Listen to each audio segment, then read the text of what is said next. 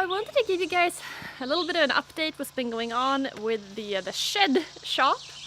Been working on it quite a bit, and you may recognize that the color behind is different.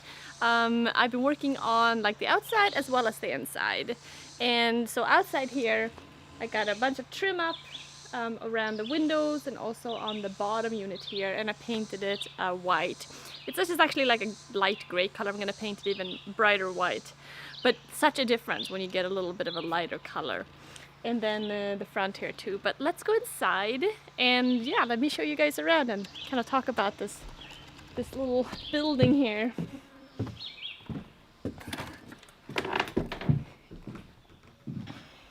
So right now in here it's all about electrical and insulation. So it has electricity coming in right there, and it's been actually shut off for all this time now. I was really lucky that this little place was wired up ahead of time, which, you know, saved a lot of headaches and hassle and money.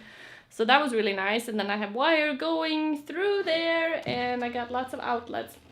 Now the thing with the shop is that you use up outlets like crazy. I know that from past experience. I wanted to make sure to put in a lot of outlets. So in this shop here I've got 7 outlets. I got 1, 2, 3, 4, 5, 6, 7, yeah.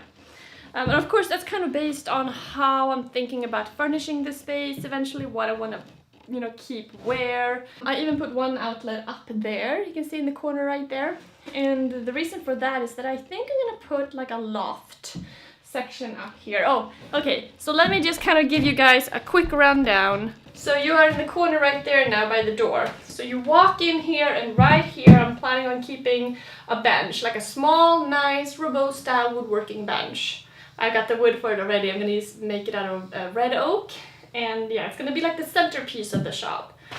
And then over here I'm gonna have like a desk, so it's gonna be like my editing desk, that kind of thing. And then over there, like I can have a little seat, and I'm thinking about a loft right up there, you know, to store things and just to kind of utilize the space better. And I thought I would put an outlet up there in case I wanted to have access to, you know, an outlet up there, like for lights or whatever. And then over here, I'm thinking about hand tool storage, like a counter, storage underneath and storage above. And then by the window here, this is kind of a nice spot here. I'm actually debating about what to use here, like right here.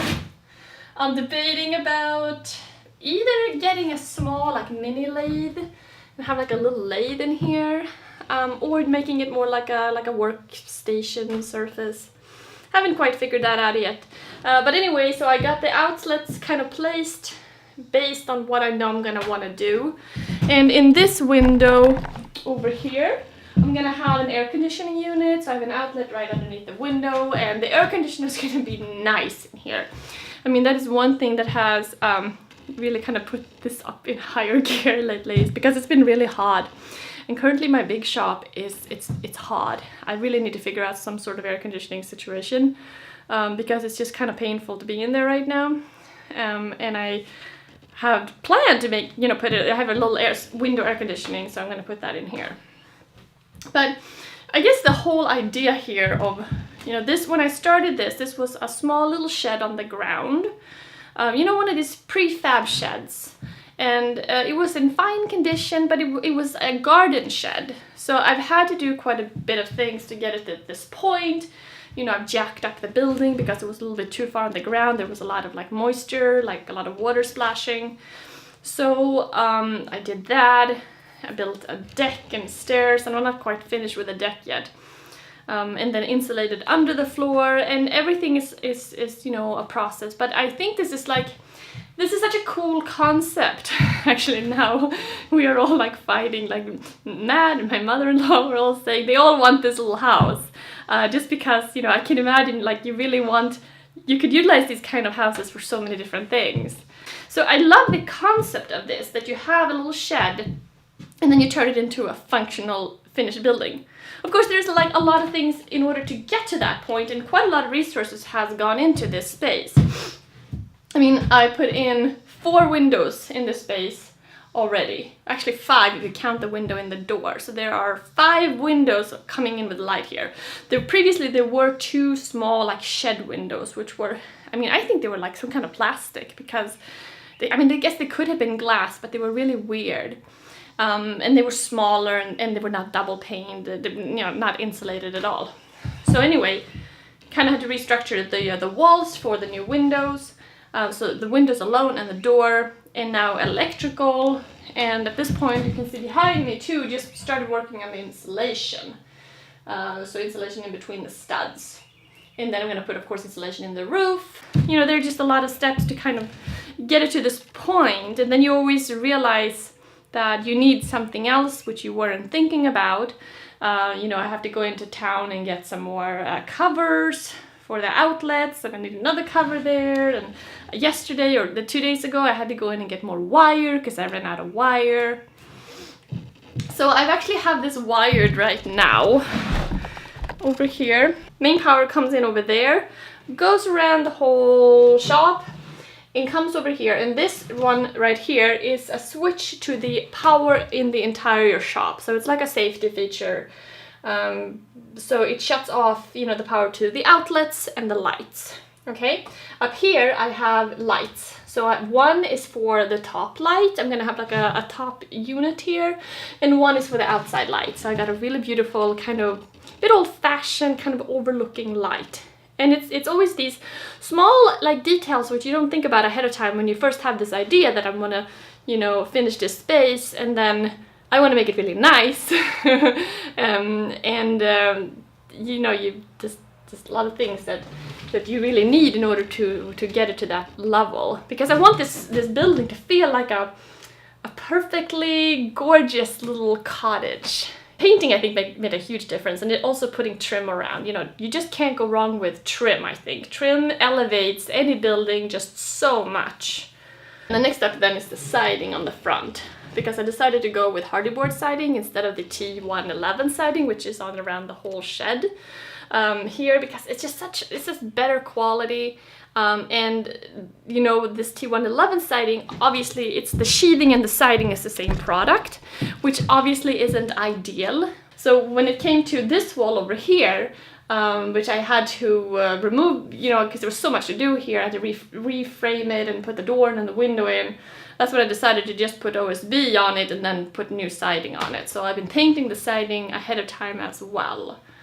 So there's going to be two different kinds of siding, but I don't think that's really a problem. It's going to be the same color, and you know, I don't think you're really going to notice it too much. I didn't want to go with the same siding as there, just because I don't like that product as much. I know everything takes a long time. I've been building the old shop in Corvallis, but when we did that, it was much more of a focused period of time. Whereas here, I have been doing it now and then, not in the same, like, let's get this done. And now I'm much more in this let's get this done stage, because I'm getting to the point where I'm getting a little bit annoyed that it's taking so long.